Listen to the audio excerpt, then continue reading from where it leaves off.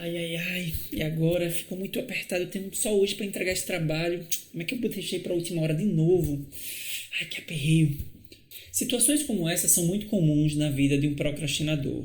Deixar atividades para a última hora, trabalhar com prazos muito apertados, geram bastante estresse e ansiedade. Mas como encarar esse problema? No vídeo de hoje vou te mostrar 5 dicas e estratégias para enfrentar a procrastinação.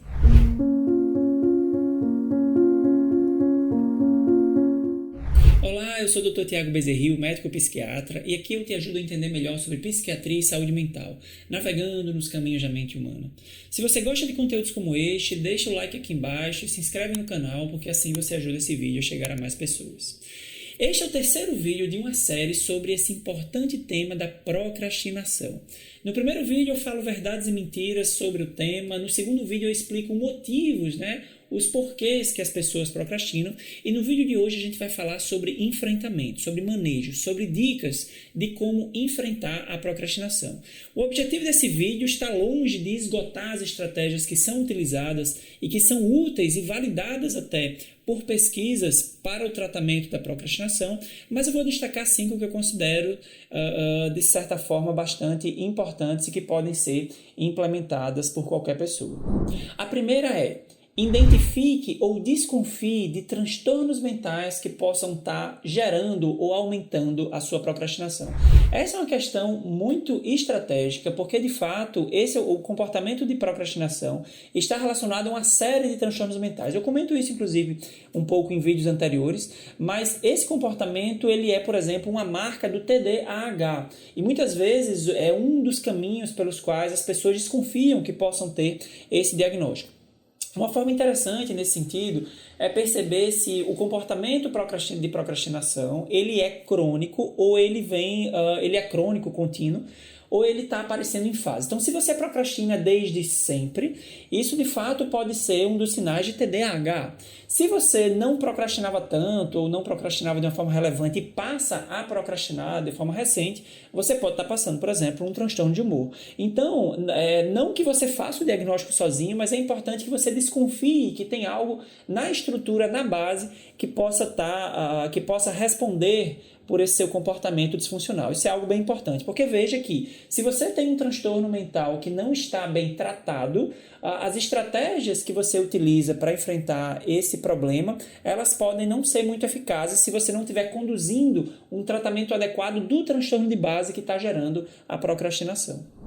Segunda dica, essa aqui é essencial: investir em estratégias de organização e gestão do tempo. E essa dica, de fato, a gente pode abrir o leque para vários subitens, mas eu vou destacar alguns aspectos para você desse assunto. Um ponto essencial aqui é que toda pessoa que tem dificuldades com procrastinação precisa, é algo essencial, utilizar um sistema de agenda, um sistema de agendamento para a organização de suas tarefas. E aqui é importante diferenciar a agenda de uma simples lista de tarefas. A lista de tarefas, ela é algo que está dentro da agenda. A agenda, na verdade, é uma espécie de lista de tarefas, mas organizada de uma forma com as datas, Então, basicamente, o quê? Eu preciso ter um sistema de calendário, e aí pode ser em papel, ou pode ser em meio digital. O meio digital costuma ter mais flexibilidade, você consegue personalizar, usar um aplicativo, por exemplo, porque utilizando esse tipo de sistema, você vai alimentar essa agenda e colocar as datas das tarefas. Então, para um sistema de agenda funcionar, você precisa de 2 coisas. Precisa ter uma rotina de alimentar sua agenda e precisa ter a rotina de checar regularmente. Então, se você falhar em algum desses pontos, esse sistema não vai estar te servindo. Então, um exemplo: eu tô aqui fazendo uma determinada tarefa e me vem a lembrança que eu preciso fazer tal coisa amanhã, Então, essa tarefa, por exemplo, eu preciso ligar para uma pessoa para checar uma informação. Então, esta tarefa, eu vou abrir minha agenda, no celular, por exemplo, e vou colocar na data de amanhã, de que eu tenho essa tarefa para fazer, vai estar lá na data, E aí, como é que vai funcionar o sistema de checagem? Eu preciso ter horários estratégicos para checar a minha agenda, especialmente no início e no final do dia, para ir acompanhando se eu estou executando as tarefas adequadamente, Então, a depender do dia e da dinâmica, eu posso checar várias vezes uma agenda. E à medida que eu vou cumprindo essas tarefas, eu vou riscando, as tarefas estão cumpridas. Pode ter uma situação também que, por uma série de variáveis, eu preciso mudar a data de uma tarefa. Essa tarefa eu precisava fazer hoje, mas não por procrastinação, mas por uma questão estratégica. Eu mudo para um outro dia e eu vou lá e mudo. Então, é um sistema muito dinâmico. Eu preciso ter uma intimidade com a minha agenda. A minha agenda, de fato, ela tem que ser um pedaço de mim. Então, isso, quando você vai incorporando no seu hábito, fica muito natural, fica muito automático. Mas utilizar a agenda é algo obrigatório. E eu diria até obrigatório para quase todas as pessoas que lidam com uma certa quantidade de demandas e de tarefas no dia a dia, o que tem sido cada vez mais comum no nosso estilo de vida.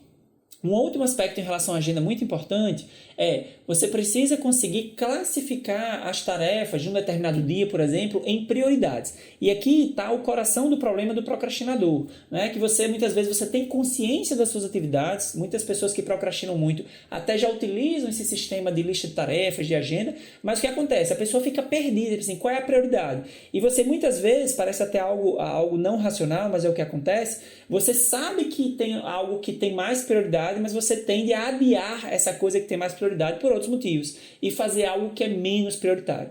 Então é importante que você destaque, você tenha essa clareza em relação à ordem de prioridade, porque sim, vão acontecer dias em que você planeja a execução de uma série de tarefas e que você não vai conseguir, né, ou circunstâncias do dia não permitiram, mas você precisa conseguir dar prioridade ao que é prioritário. Então isso precisa estar claro também dentro do seu sistema de agendamento. 3. Converter tarefas mais importantes em compromissos. Porque perceba, eu estava falando no item 2 sobre utilizar a agenda. Imagine que você já utiliza muito bem o seu sistema de agenda, por exemplo, o calendário do Google, né, que é muito bem conhecido, e aí você tem lá, você faz tudo direitinho, igual manda o manual, né? Você alimenta a sua agenda regularmente, você checa várias vezes ao dia, mas ainda assim você está procrastinando tarefas importantes. E aí, esse terceiro item é muito interessante, porque o que é que você vai fazer? Você vai transformar algumas tarefas que são prioritárias em compromisso. Percebam, qual é a diferença entre a tarefa e um compromisso? Compromisso é um evento, é um tipo de tarefa que tem normalmente um horário específico, uma data específica e que você tende a priorizar, né? É mais difícil você faltar um compromisso, né? Do que você faltar uma tarefa, você deixar de fazer uma tarefa, né? Então, se você consegue alterar o status de uma tarefa, de apenas uma tarefa, para um compromisso, né? E você realmente incorporar isso, levar a sério isso, você tende a cumprir aquela história. Eu estou tentando estudar, eu estou tentando ter uma rotina de estudo, mas sempre acontecem 1000 coisas que me tiram do foco. Eu marquei comigo mesmo para estudar 2 horas da tarde, mas sempre tem alguma coisa, eu vou adiando e quando eu vi o dia já passou. O que é que aconteceu aqui? Esse horário do estudo ainda não é um compromisso para você, porque perceba, o que é um compromisso? Um compromisso, por exemplo, se você tem um trabalho ou se você cursa uma faculdade, você tende a comparecer para a aula. Por exemplo, vamos pensar em algo ainda mais importante, para ficar claro o exemplo. Se você tem uma prova para fazer, um concurso, dificilmente você vai faltar por procrastinação. Você vai atender aquele compromisso. Então, se você pega esse horário de estudar, eu tenho que estudar 2 horas, e você transforma ele num compromisso, né? Todo o resto vai ser menos importante do que ele, né? Então, mesmo que seja desconfortável no início, mas você vai estar lá às 2 horas para estudar, porque você estabeleceu aquilo como um compromisso. Então, isso faz muita diferença, principalmente quando você tem essa dificuldade de não conseguir cumprir aquilo que é prioridade. E as 2 últimas dicas são aspectos relacionados ao que chamamos de remodelamento mental. Perceba o seguinte, 4ª dica. Registrar experiências desagradáveis envolvendo o desconforto de fazer tarefas de última hora. O que é que significa isso? Percebam que uma das consequências de você procrastinar é justamente você trabalhar com prazos muito apertados, né? Então eu tinha, por exemplo, uma determinada tarefa para fazer, né? Que ela precisava ser feita em etapas, e aí eu deixei ela para a última hora, tá? É algo muito comum em pessoas que procrastinam. Deixa para a última hora, e aí aquele aperreio, aquele Deus nos acuda, aquela sensação que você está apagando incêndio, né? Você vai ali na pressão. Muitas vezes você vai conseguir cumprir aquela tarefa, mas de uma forma muito estressante. E isso muitas vezes se torna uma rotina na vida de um procrastinador. E acontece muito quando você finaliza uma tarefa nesse aperreio de você prometer para você mesmo, nossa, nunca mais eu vou deixar isso acontecer porque foi muito ruim a experiência. Só que acontece que você, com o passar do tempo, você esquece o quão ruim foi aquela experiência, né? E num processo de procrastinação, como eu já expliquei em vídeos anteriores, um dos mecanismos pelos quais ele acontece é que você não quer trocar uma recompensa de curto prazo. Por exemplo, eu estou aqui numa zona de conforto de alguma forma e eu não quero deixar de fazer coisas mais simples para me envolver em uma tarefa mais complexa, né? E aí eu vou adiando essa tarefa e deixo ela para a última hora. E aí, se eu conseguir incorporar a ideia, se eu conseguir introjetar, né, as memórias e sensações do quão ruim foram as experiências de deixar para a última hora, isso pode diminuir as chances dessa procrastinação acontecer. Então, o registro de experiências ele tem que ser o mais fidedigno possível. Então, quando você passar pela experiência de se aperrear de fazer as coisas de última hora, você pode, por exemplo, gravar um vídeo, você todo descabelado lá, tipo, ó, eu tô aqui tal dia, tá sendo péssimo passar por isso, porque eu tô estressado, eu não dormi para fazer essa tarefa, e aí você deixa esse vídeo gravado, porque você vai mostrar você mesmo, né? Numa experiência futura, quando você perceber que você está procrastinando. Você precisa reavivar as memórias desagradáveis para que você diminua a chance de cometer o mesmo equívoco e passar pela mesma experiência ruim. Essa é uma estratégia bem interessante que pode ser implementada. Quinta estratégia e última deste vídeo. Utilizar imagens mentais de reprogramação. Como é que a gente faz isso? Percebam que dentro das experiências ruins, né, que uma pessoa que procrastina tem ao longo da vida, seja de deixar as coisas para a última hora e fazer de forma estressante, ou pior ainda, de não conseguir fazer, simplesmente não fazer e todos os prejuízos que vêm em decorrência do não fazer, é comum que pessoas que vivem essa experiência ao longo dos anos desenvolvam crenças inadequadas sobre elas mesmas, né? De baixa autoestima, baixa autoeficácia, de achar que não consegue, de achar que não dá conta. Muitos procrastinadores, inclusive, eles simplesmente desistem de projetos importantes da vida, se acomodam numa zona de baixa produtividade, de simplesmente não conseguir tocar as suas vidas, daí que vem inclusive muitas depressões mais resistentes, mais difíceis de tratar, porque você fica envolvido naquela ideia de que você não consegue, de que você não é capaz. E aí o que é importante? As experiências ruins do passado, elas são muito relevantes porque elas nos ensinam aquilo que não deu certo, né? Só que um erro comum é você ficar lembrando daquilo que não deu certo como forma de se culpar, de se castigar. Olha como eu não consegui, olha como eu sou um fracasso, né?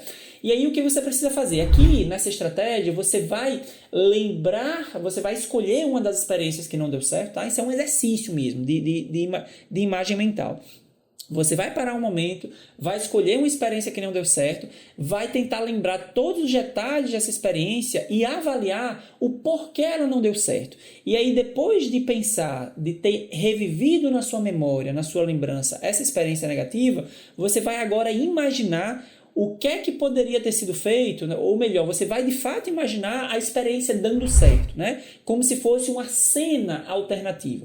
Isso pode parecer à primeira vista algo pequeno, algo até desnecessário ou sem valor, mas nós temos muita evidência de que exercícios de reprogramação mental feitos de forma repetidas, recorrentes, eles são muito poderosos, né, para conseguir fazer a flexibilização de crenças. Porque qual é o objetivo de um exercício como esse? É tentar mostrar para o teu cérebro, para a tua mente, que você pode fazer algo diferente, é quebrar aquela rigidez daquela crença. Porque a crença que é comum no procrastinador é: eu não consigo, eu nunca vou ser capaz de conseguir. E isso está entranhado muitas vezes no procrastinador e até de forma inconsciente. Às vezes a pessoa vai dizer: não, eu não penso isso, eu sei que eu sou capaz, mas a pessoa vive procrastinando, né? Então, é comum que essa crença ela esteja enraizada. Esse exercício de reprogramação, ele tem o poder, ele tem a possibilidade de quebrar um pouco essa crença e flexibilizar de forma que você aumente as chances de não cometer os mesmos equívocos. Então, as experiências negativas elas precisam ser avaliadas e utilizadas como forma de diminuir a chance de erros futuros. Aquela velha história, os mesmos erros eles não devem ser repetidos, né? A experiência ela precisa ser contada ao favor da própria pessoa que passou por aqueles episódios. E assim chegamos ao final do vídeo de hoje, em que te falei 5 dicas e estratégias para enfrentar esse importante problema da procrastinação. Se você gostou do vídeo de hoje, desse assunto, deixa o like aqui embaixo, se inscreve no canal e você pode deixar suas dúvidas aqui escritas nos comentários, que eu vou ter o maior prazer em te esclarecer. Até o próximo vídeo.